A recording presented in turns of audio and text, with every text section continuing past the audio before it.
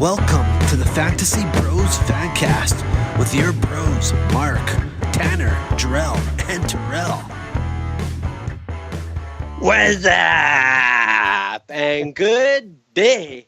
Welcome back. It is episode 7 of the Fantasy Bros Fancast. I'm your host, Marky Mark, and we got two boys. Their names rhyme, and they're twins as well. That's Terrell and Jarrell. And we are also followed up by with the luckiest fantasy player alive, Tanner Tan Thompson. It is Wednesday, September 13th, and we're gearing up everyone for this week's Stardom and Sit-em segment. We are going to basically tell you who to start and who to sit. Crazy week last week. If anybody was following along, we had, I believe, posted our Stardom and Sit-ems on Facebook, Twitter, and Instagram. So here we have it. Let's dive right into our list of the week. I am going to just break one thing down for you guys. This is how we do our list is in a PPR format. So when we're telling you to start these guys, such as wide receivers or running backs, we're looking at over 12 points. If we're telling you to start a tight end, we're telling you he's probably going to get more than 10 points. This is PPR format, remember. QBs are 16 points and over, and defenses are 15 and over. So, I mean, anything less than those, and that's where our busts will fall in. Just to remind you guys really quickly, too, you can follow us along at Twitter and Instagram at Fantasy Bros Fancast. We will be posting the results online, so you guys can take a quick look at them there, too, for quick reference in case you don't want to listen to this whole episode. But please let us know how you did. If you chose to take any of our picks, let us know what your thoughts are and help us know if we maybe helped you win a week of football. Why don't we start off with you, Terrell? Start off with your quarterbacks. Who are you starting and who are you sitting?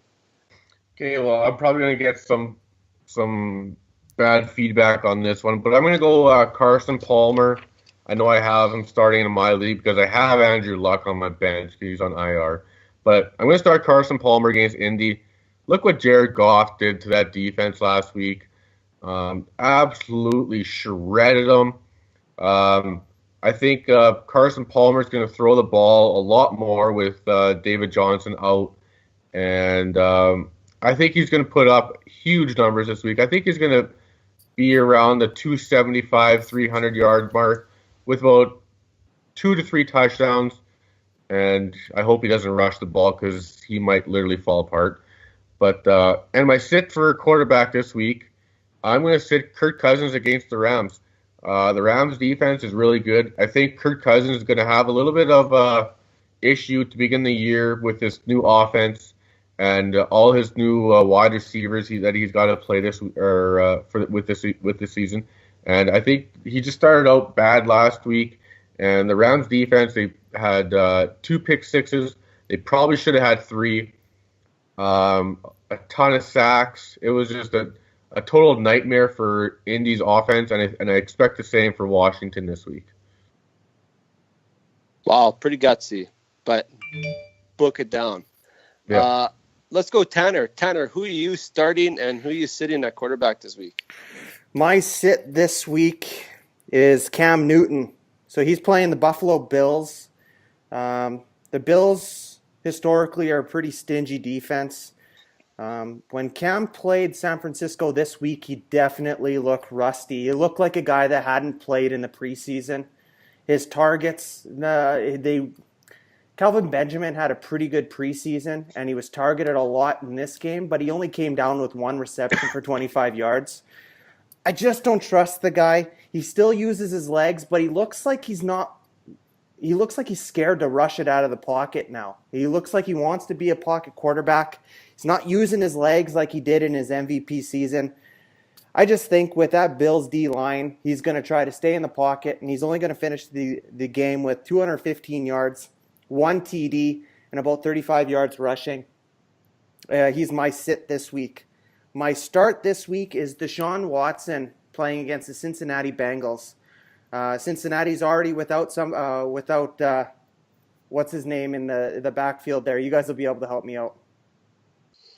Lamar Miller. No, Burfitt or Bursfit. Vontez Burfict. Burfict, yeah. So Baltimore torched them. You know, Maclin was open down the field. I see Deshaun Watson feeding DeAndre Hopkins all day. And he can use his legs too. So I can see Watson getting a couple rushing TDs, and he's going to get you at least 20 fantasy points. No, you bank it. Book it. 20 book it. Whoa. That's mine. That is a wild pick, Tanner, because Watson came into the game, and although I think he threw a touchdown, I mean, other than that, he didn't look that good. But I really don't think – I think Cincinnati is degressing so bad this year. Their defense isn't what they used to be. I think Watson's going to use his legs this week, and he's going to get you a couple TDs. Well, I think he's going to have to, that's for sure, because I don't think Lamar Miller is looking very good at all back there as well. And that's part of the reason why I kind of went with Watson here is their backfield is atrocious. They're not running the ball like they used to. Go ahead, Drell. Who are you sitting and starting this week? My big sit this week is going to piss you off a little bit there, Mark. Big Ben. He just doesn't look the same so far. Even against Cleveland, he had pretty so-so numbers, in my opinion. This week, he goes up against a Vikings defense that made Drew Brees look a little silly at times. I think he's going to struggle big time.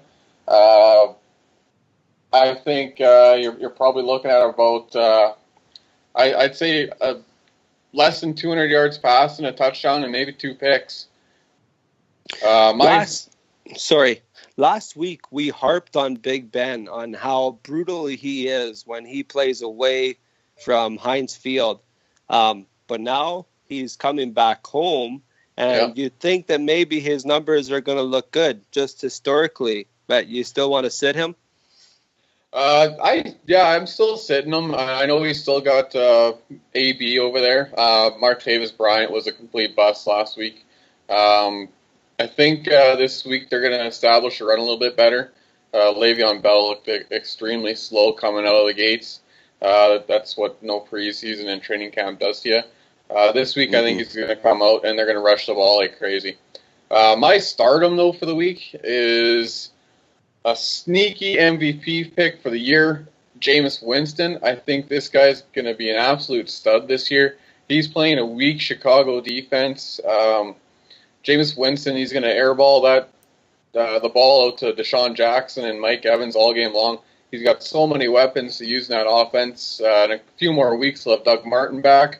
But this week, I think you can bank on Winston throwing for around 300 yards, 3 touchdowns, probably a pick because he tends to get a little careless at times with the ball. But I wouldn't be surprised if you throw a rushing touchdown there with him too. Yeah, I fully agree with that one. That's a pretty good start as well. For myself, I had Jay Cutler. I'm throwing Jay Cutler there as my start this week. I think a team that has been sitting there now for quite some time. They've had 2 weeks now they'll have 2 weeks to prepare for this game coming up. I think that Jay Cutler is going to look fantastic against the Chargers. I think that he's going to be hooking up with Parker, Landry, Stills. I think you can even put Julius Thomas in there just because Jay Cutler loves to check down to his tight ends, as you may remember from his day with the Bears. But I know that the defense for the Chargers is pretty good, but I still think that Jay Cutler has shown tremendous chemistry with Devontae Parker. and I really think that continues on through week one. I really see him going for 275 yards and probably 2 touchdowns this week. He might cost you a little bit because he has a tendency to take a few sacks in that. But I still think that the upside there is to start him if you're looking at trying to stream a quarterback this week. My sit-em for this week was Alex Smith. Lots of people might be buying into what Alex Smith did last week on Thursday night. I am just not, however. The guy had a record-setting week at throwing for about 375 yards or 360 yards, and I think it was 3 or 4 touchdowns. Yes, he looked really good with Tyreek Hill there, but they're all just that one big play to Tyreek Hill and one big play to Kareem Hunt. I don't think that anybody's going to get fooled by that next week, and that's why I'm sitting him, because I don't think you can bank on him doing that again. Let's move back up to Terrell, and why don't you go over your wide receiver stardom and sit-ems for the week? Okay, for wide receiver stardom, I'm going to go back to this Indy matchup with Arizona, and I'm gonna start JJ Nelson. I think I've beat this one to death here, but I think with David Johnson out, I don't know if you can trust Kerwin Williams. JJ Nelson put up some decent numbers last week. He had a touchdown, and I honestly think Carson Palmer is just going to be chucking the ball around a lot this week. And until they get that backfield figured out, see what all those backs can do, see what kind of numbers they can put up. But John Brown is still there. He's probably, I don't know, I think he's probably the second receiver probably in their starting sets. But I think J.J. Nelson, he's going to be the stretch guy. He's going to be running a bunch of streaks down the field. So look for him to put up some good numbers. I think he's going to get about 5 catches for about 90 yards and a TD, maybe a TD. It's iffy. And my sit-em, I sat him last week. I'm going to sit him again. Alshon Jeffrey. Going up against Marcus Peters. He's going to shadow him. And Marcus Peters is truly a top 3 shutdown corner in this league. And I honestly looked at Alshon doing nothing again this week. That's my sit-em. J.J. Nelson is another good, by the way, if anybody missed our last episode, J.J. Nelson is a free on the waiver wires, and probably, I think it was about 10% of the league. So, I mean, if he upholds that type of value, and I also think that Carson Palmer is probably going to have to throw it a lot more now. So that's a good pickup, and I think it's a good start. Tanner, who do you got for your wide receivers? Start them and sit-ems. All right, so my start this week, I'm going against Terrell because I'm starting Alshon Jeffrey. Kansas City lost the best safety in the league in Eric Berry last week. Marcus Peters, has he ever played without Eric Berry in the secondary? I just don't think he's going to match up. I think Wentz is going to force the ball to Alshon Jeffrey this week. Jeffries was extremely quiet with Josh Norman shadowing him last week. They forced the ball to him. I'm predicting him get at least 6 targets, 5 receptions, 90 yards, and a touchdown. My sit this week is Sammy Watkins, and the same reason why I think Alshon Jeffrey struggled so much last week. He's up against Josh Norman. Josh Norman's a pretty physical cornerback. Watkins is, coming back from some pretty significant injuries. In my opinion, probably one of the softer wide receivers in the league.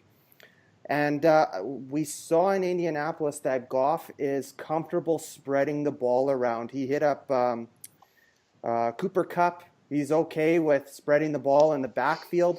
What I saw last week, and it might be a product of the putrid Colts defense, but he was making smart decisions preventing the turnover. So I don't see him forcing the ball to Watkins when Watkins is covered by Norman. And that's that's the reason why I picked Watkins to sit, is mostly because Goff will probably go to Cooper Kupp if Watkins is covered hard. Yeah, you made a very good point there, and I almost forgot about the injury to Barry for the Kansas City Chiefs, and I think that's going to play a huge role in how that defense operates the rest of the year. So that almost might be a good start instead of a sit. Jarrell, who did you have? My start for the week, I'm going to a division game with Jeremy Maclin facing off against Cleveland Browns. Maclin has shown some chemistry so far with Joe Flacco. He only got 2 catches last week, but went for 53 yards and a touchdown. One of them was a long bomb for 48 yards. So, but I think Maclin is going to be taking over that receiving corps pretty quick here. I think he already has, I guess you could say. And I think he's still a solid player, and I would expect 4 catches, around 75 yards, and maybe another touchdown. Another thing to factor in there is Antonio Brown went into Cleveland and absolutely torched the Cleveland Browns. Went off for like 11 catches, 190 yards type thing. There's just nobody in Cleveland that can cover anybody, especially after Joe Hayden left. So I would look for Maclin to have a big day. My sit for the week, not going to be pleasing to some guys who drafted him really high, but I don't trust him until I see him on the field. Odell Beckham Jr. I don't see him, if he does come back this week, great, but I think you got to temper your expectations for the Monday night game against Detroit there. I think if he is healthy, I don't think he'll be 100%, and I think that ankle is still going to be bugging him. He's still an explosive play, big play threat, but I don't see him doing a whole lot quite yet. And Eli Manning, I mean, this guy just seems to regress year in and year out lately. I don't trust him either, and that's another big factor there. Do you think that maybe the Giants were just playing it safe with OBJ in the end, with all the injuries that have happened in this season so far? I mean, I personally don't think that you want to force him onto the field, especially in game 1. So do you think that they're just playing it safe, or do you really think he couldn't go? I think Odell, being the competitor that he is, especially in a division game against Dallas, if he was able to 100% to go out there and be Odell Beckham, I think you would have saw him on that field. There's really, I mean, you got an aging Brandon Marshall there. You got a Sterling Shepard who's a decent guy, and a rookie in Evan Ingram there. So there's not a whole lot of other talent on that roster besides OBJ. So I think if he was 100%, he would have been out there. Like I said, I bet you he plays this week, but he's still not going to be 100%. He's going to be a little bit wonky on that ankle still. Good point. My sit-em of this week went to Nelson Agholor, who is a big pickup in the free agency this week, and I think a lot of people are targeting him just because he was able to put up 86 yards on 6 receptions and a touchdown. But I think everybody just needs to temper your excitement about this guy. And if you pick him off of waivers, great. I hope you didn't spend too much or waste a first priority pick over him. But I think it's a good pickup, but leave him on the bench. He is known for dropping passes, and don't forget that Alshon Jeffrey will be back this week. And I think, like Tanner was saying, that I think he's not covered by Norman anymore this week. So I think that Alshon Jeffrey steps out, gets a couple more of those targets than maybe Agholor got. And I think that we see that separation come there. Kansas City did do a good job of taking away the passing game with Brady, but I just think that they probably do something of the similar sorts with Philadelphia as well, especially with Agholor regressing a bit here. I can only bank on him for about 4 receptions and 40 yards probably this week. My start of the week goes with Jarvis Landry. I think that everybody is talking up Devontae Parker just a little too much. And I think everybody is really leaning towards him being the top wide receiver there. The same thing happened, I think, we saw in Minnesota, where everybody was leaning towards Thielen as the breakout guy and Diggs as the regressor this year. And although we saw Thielen come out with many more yards than Diggs this week, Diggs still put up the touchdowns. So I'm just using that as an example here between Landry and Devontae Parker, because I think there's a similarities there. Parker's going to be playing his deep game, but Landry is definitely going to be the guy checking down a lot. And I still think he puts up monster numbers. I think Landry is in for a similar game, probably in the neighborhood of 100 to 130 yards and a touchdown himself. Why don't you go ahead on your, what do we got here? Running back, Terrell. Okay, well, I'm going to go to the Houston and Cincinnati game. I'm going to start Gio Bernard. There's no real clear winner of this backfield just yet, but I think if you are in a PPR league, Gio Bernard showed us this past weekend that he still has it even after the injury last year and a couple years ago now, whatever it was, but he still shows that he can catch a ball out of the backfield and put up some really good numbers. I don't trust Joe Mixon just yet. And Jeremy Hill, he's goal line, almost strictly goal line. He'll rush for three yards every time he touches the ball. But Gio Bernard, if you're in a PPR league, and my sit-em for this week, I don't like the guy. I never really have. Melvin Gordon. He proved it again, 3 yards a carry. I don't even know if he even hit 3 yards a carry. The guy just cannot find holes. He's basically Trent Richardson 2.0. He doesn't really do a lot with the ball. He's going up against a pretty tough defense. Ndamukong Suh's still there. Cameron Wake's still there. Kiko Alonso. I'm sitting Melvin Gordon. By the way, I think I'm going to say Gio Bernard. I'm going to predict him to get about 30 yards rushing, but his big numbers are going to be about 5 catches for about 50 yards. And that's my... I got a comment. I got a comment for Terrell. Okay, you don't like Gordon for 3 yards a carry, and we're talking about a first-round draft pick. The guy had 6 targets out of the backfield. And I think he had, I'm looking at the stats right now, he had 60 yards on 18 carries. Yeah, that's 3 yards a carry. And he had 1 long run for 21 yards. So his average was shit. He played the Denver Broncos. He's never going to face a D-line better than the Denver Broncos. To say that he's a sit because you don't like him, that's kind of, I hope you're wrong, because you are going to be wrong. I don't think I am. I think the Dolphins D-line is actually better than the Broncos D-line. It's slow. You're gonna eat your words. You're gonna eat your words, man. Well, we'll see. That's why I'm sitting them. I've said it all year. 3 yards a carry. He's a bust. Yeah, I'll touch on that one a little bit later when we talk about tight ends. But I agree with Terrell on this one too.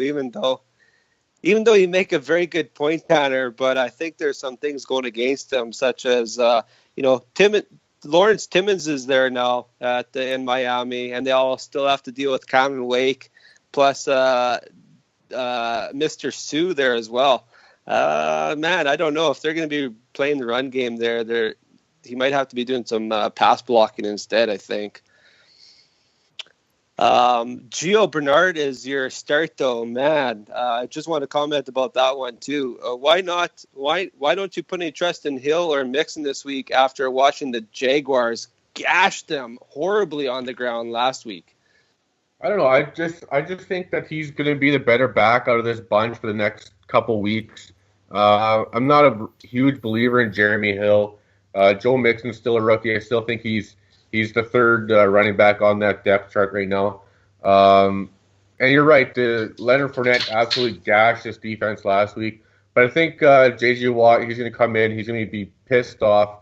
He's going to try to wreak havoc in the middle of that offensive line. and I think that's prime dump down for Andy Dalton to Gio.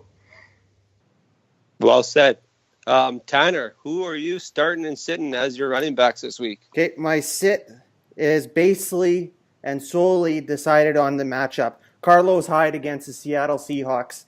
That defense is improved. We did see Ty Montgomery eat up some points last week, but I think a lot of it was receiving yards, and his day was saved by a TD. That TD saved his fantasy day. Carlos Hyde won't get the receiving yards like like Ty Montgomery. I don't think San Francisco is going to have the ball that much. They have Hoyer, not A-Rod. So there's kind of the big difference here.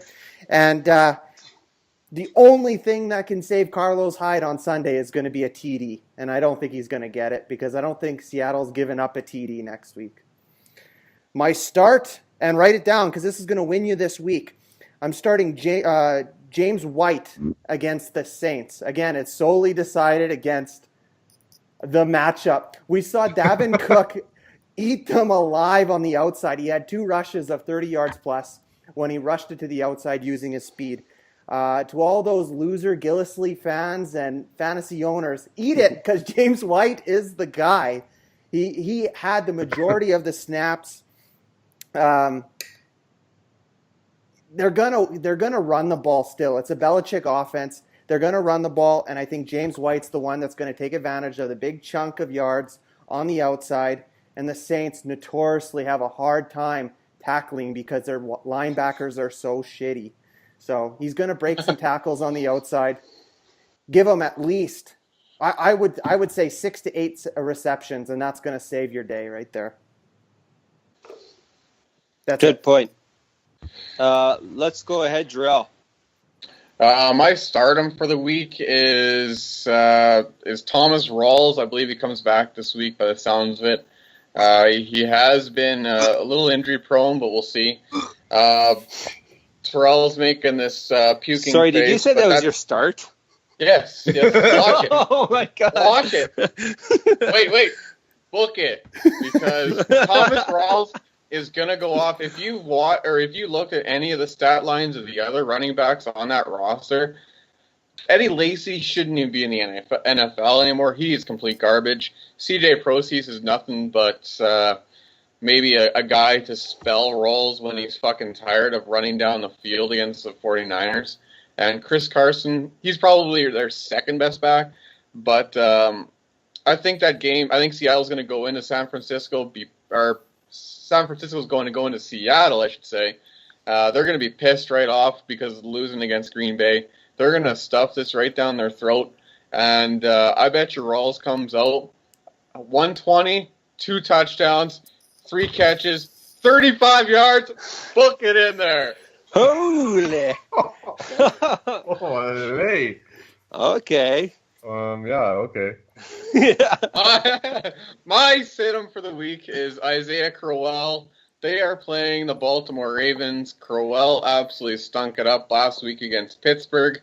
I don't see his fortune getting any better this week. The Ravens have a better defense than the Steelers do. That game's just going to get out of hand, I think.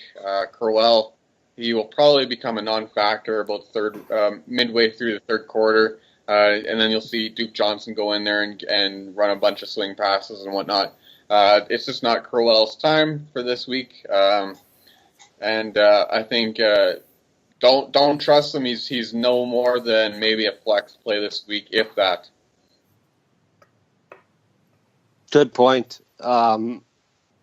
My sit-em running back this week is your Kerwin Williams, the guy you're picking up off the waiver wires like hotcakes. Everybody thinks this guy is a must-own, and he is if you're a David Johnson owner. Other than that, I am definitely staying away from him. Carson Palmer is going to be forced to throw this ball more than 30 times now, I think. I think this makes just the receivers a little more valuable than the running backs. Plus, they are going to be using the RBBC committee anyway. That's why I am sitting Kerwin Williams this week. My Eh? Said good point. My stardom for this week is Tariq Cohen. I am definitely picking this guy up, and I am starting him. This last week's game was no surprise to me, and I think he definitely turns off something like that as well. He's going to be a stud all year long, and I am putting him up for 10 carries, around 40 yards, 8 receptions for 70, and a touchdown again for sure. I want to see him in your starting lineup if that's what you're projecting. He is. Book it. Guys, I'm just about to take Gillisley out. Let's go over the tight ends there, Terrell. Okay, I'm going to start Zach Miller against Tampa Bay. Mike Glennon, he uses what? I got him too. Who are you I starting? told you. I'm going to start Zach Miller against Tampa Bay. Oh, yeah. Mike Glennon, they don't really have any wide receivers there anymore. I think he's going to be a big red zone target if they get to the red zone. I don't know, that team's pretty bad down in Chicago there. But I don't expect him to do very much. And I'm going to start Jordan Reed. He had a bad week last week. I know I told you guys to sit Kirk Cousins, but I think if there is a target that Kirk Cousins is going to target, is going to be Jordan Reed in the red zone. I think he's going to have a bounce back week, and I think he's going to go off for about a 100-yard game and maybe a touchdown, 5 or 6 catches. I think he's due for an injury at some point in this game. I think he's already hurt. Yeah. Go ahead, Terrell, or Tanner, sorry. What do you got for your tight ends? Yeah, I'm going to New York to find my tight end this week. Last week, Old Man Witten chewed up the Giants' defense. Eric Ebron is my starter. If Witten can eat up that defense, then any tight end in the league can eat up that defense. That's why I decided on Ebron this week. My sit this week is Jason Witten, mostly because he's an old man playing in a young league. He always, historically, has always had a really good games against the New York Giants, and he's not going to get the same numbers against Denver's defense. That's a good point. Drell, what do you got? Okay, I am going, since all of you guys already picked my guys. You could just go with the same guys. It's fine. Yeah. No, it's fine. I'm, I had one here. I'm going to go sit him here first. Let's go sit the entire Houston Texans tight end core, because I think 3 of them got concussions. So I don't even know if there's another one on the roster. So don't even pick one from that roster. Let's sit those guys. How's that sound? And my start for the week is Charles Clay. He's a guy in Buffalo who had a touchdown last week. There's not very many target or other guys to get the ball in that receiving core. So I think Charles Clay gets the majority of the passes thrown his way. I can see another touchdown in his future coming up this week. Yardage-wise, I don't think he's going to get a ton of yards. You probably see, 55 type thing, 55 yards, maybe 3 catches. But I think the touchdown will save the day for you. Austin or Houston tight ends, eh? That's well thought out, Terrell. Thank you very much. I'm going to go, and I am going to start Cameron Brate this weekend, coming in with the Bucks there. I think that they are going to have a big game there. After watching Austin Hooper burn Chicago for that 88-yard touchdown, I'm willing to definitely take him, even over their rookie O.J. Howard, who would probably just be in there for a blocking back. Brate was huge last year in the red zone, and I still think he's going to do the same thing. I don't think Howard is the guy you'll see down there, even though they have other options there like Deshaun and Evans. I still think that Brate is going to see his looks, and definitely in the end zone where it counts the most. I'm booking him down for 4 receptions, 50 yards, and a touchdown. Book it. On the other end, I am looking at sitting Hunter Henry. He had absolutely no targets in the first week. And why? That's because he was simply helping to buy time for their quarterback to throw the ball down the field. I also think that it's going to be the same thing this week for him as well, going up against Miami. Like I said before, Lawrence Timmons coming in there, Cameron Wake still being a beast, and Madong Su, however you say that name, he's also a beast to watch too. And all three of those guys are big at stopping the run and getting to the quarterback, and I think that they'll be pressuring them all day long. Hunter Henry did a good job last week protecting the quarterback, so I think he does the same thing this week too. Sit him. Terrell, why don't you quickly go over who is your start and sit defenses? Okay, I'm going to start Arizona. I've started a lot of guys against their Indy this week because Indy is the fucking worst franchise in the NFL right now. Start Arizona defense. They're going to shut down Scott Tolzien, Jacoby Brissett, whoever's starting at quarterback. And I'm going to sit Denver's defense against Dallas. I think Dallas is going to wreak havoc on the league again this year. They're a top-notch offensive team. And I don't know if Denver's defense can hold them back from the red zone and keep Zeke out of the end zone there. So I would sit Denver. Good point. Tanner, who do you got for defense? Start him, sit 'ems. Yeah, I'm going to start Tampa Bay this weekend against Chicago. I'm anticipating Cohen to at least fumble the ball 10 times. So listen up, Mark. They're going to destroy that team. Chicago's a joke. They got lucky against Atlanta. I'm pretty sure Atlanta underestimated that entire game. Chicago won't be in a game for the rest of the season. Book it. My sit this week is Minnesota. They're going to Pittsburgh. Big Ben's going to shred that defense. Martavius Bryant, hopefully he shows up this week. That game's going to get out of hand quickly. Minnesota, don't start him. Book it. Book it. Book it. Terrell, who are you booking as your defense? My book it this week is the Baltimore Ravens going up against Cleveland at home.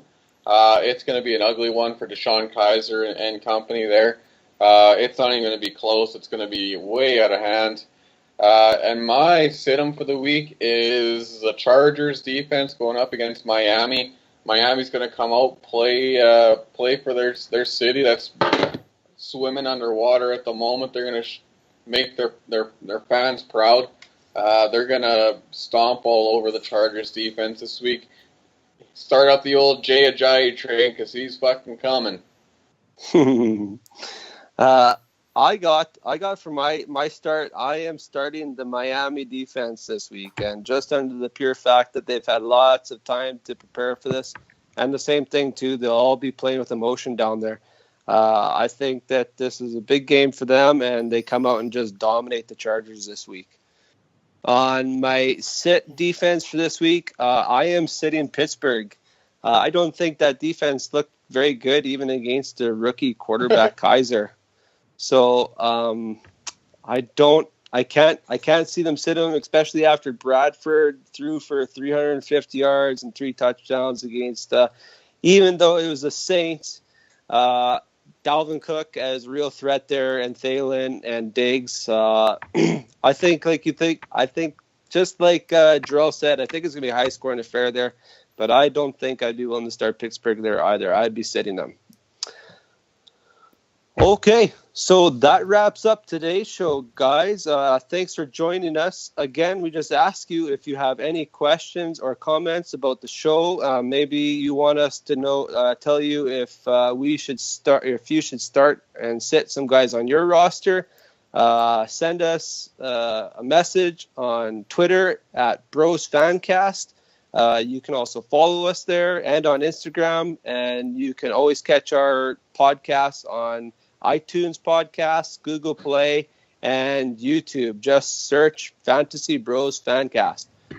Peace. Thanks for listening to Fantasy Bros Fancast. Catch us every week with new episodes on fantasy advice.